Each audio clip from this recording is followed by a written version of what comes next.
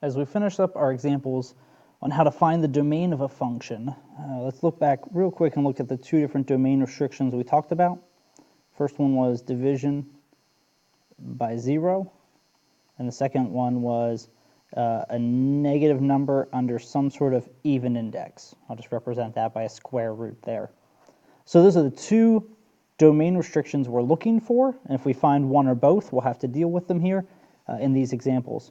So if I look at the first one, I see right away that I have a square root, so I have to make sure that the radicand here is greater than or equal to 0, the x minus 4. But I also notice that I have some sort of division going on since he's on the bottom of my fraction. So when I look at what I normally set up with the greater than or equal to, since he's on the bottom, I cannot be equal to 0. So I have to go back and take away that equal to. So since that square root's on the bottom of the fraction in the denominator, my x minus 4 has to be strictly greater than 0. That's a subtle difference, but I have to make sure that he's strictly greater than, not greater than or equal to. So in this case, x would be greater than 4, which we know looks like this on a number line. Remember that I'm tossing away everything below him, or I could write it as parenthesis 4 to infinity if I'm doing my interval notation. So either of those right there is fine. I have either my inequality statement or I have my interval notation as an answer. So just be aware that the square root on the bottom or any even index on the bottom is going to lead to this extra domain restriction of the division by 0. Looking at example 8, I know that the bottom cannot be equal to 0 in the denominator. And also here I know x plus 1 has to be greater than or equal to 0. In this case, he can be equal to because he's in the top in the numerator. A lot of people ask, well, why do we care about the numerator now? We didn't care about him before. I care about him because he has, don't know what that just did. Sorry if it just went crazy. He has some sort of a domain restriction from a square root or an even index. That's why I care about the numerator now. I didn't care before because it wasn't a square root, but now he is. So I have to say two things. X minus 3 isn't 0, and x plus 1 is greater than or equal to 0. So I can solve each of those, and I get the following. X is not equal to 3, and x is greater than or equal to negative 1. Now that's a confusing statement if I try to state my domain like that.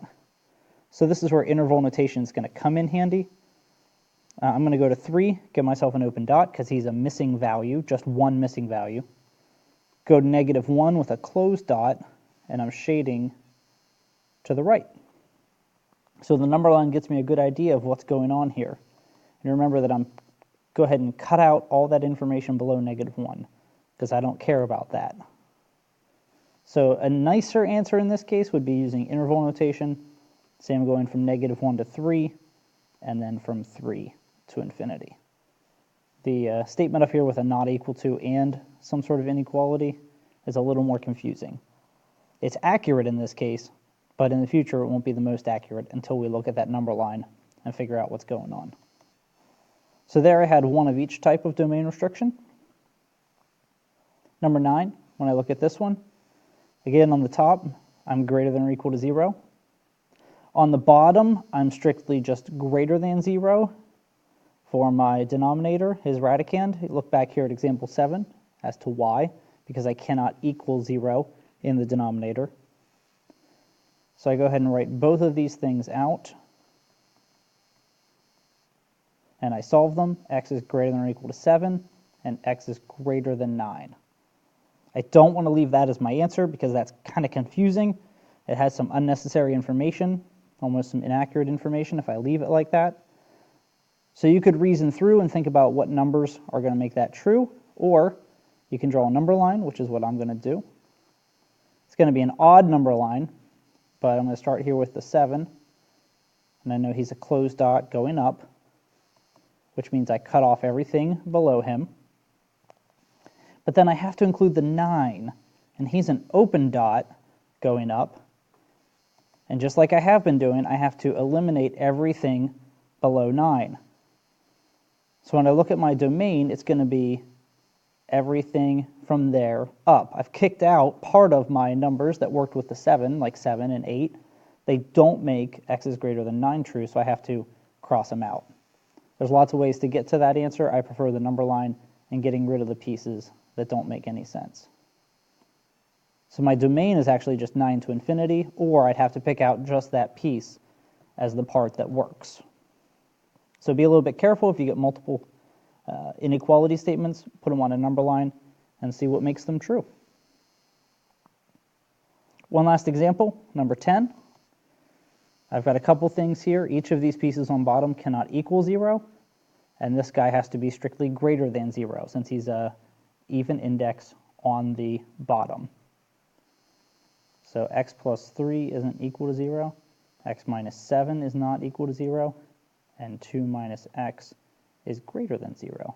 Solving the first two is just a matter of routine now. The last one, I subtract the 2, and then when I divide by the -1, I have to make sure to flip the direction of the sign. And I don't necessarily want to leave all 3 of these pieces here because they might not all be pertinent. So I'm going to draw myself a number line. At -3, I have an open dot. He's missing a value. 7, I'm missing a value.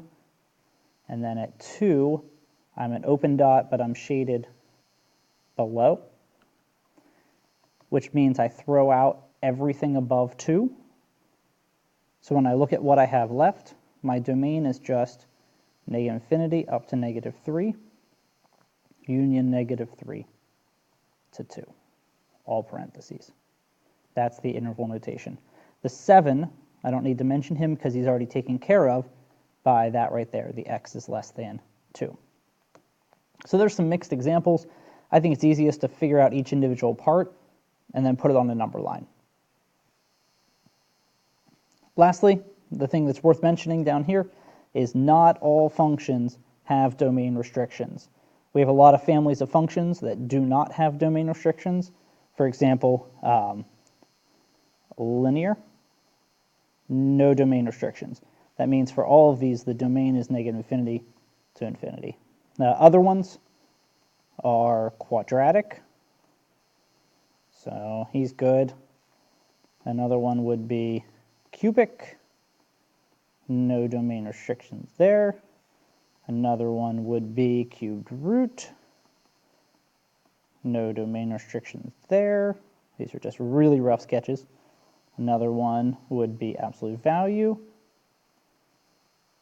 no domain restrictions there. Last one we had looked at so far in depth is some sort of exponential, like that asymptote even though you can't see it. No domain restrictions there. My point is, for all of these, if they show up in a problem without one of these other 2 restrictions, remember those are division by 0 or a radical. If I have problems that just have these functions here without division by 0 or without any sort of even index, then the domain is going to automatically be -infinity to infinity. Just something to keep in mind. That way we don't overthink some of the problems.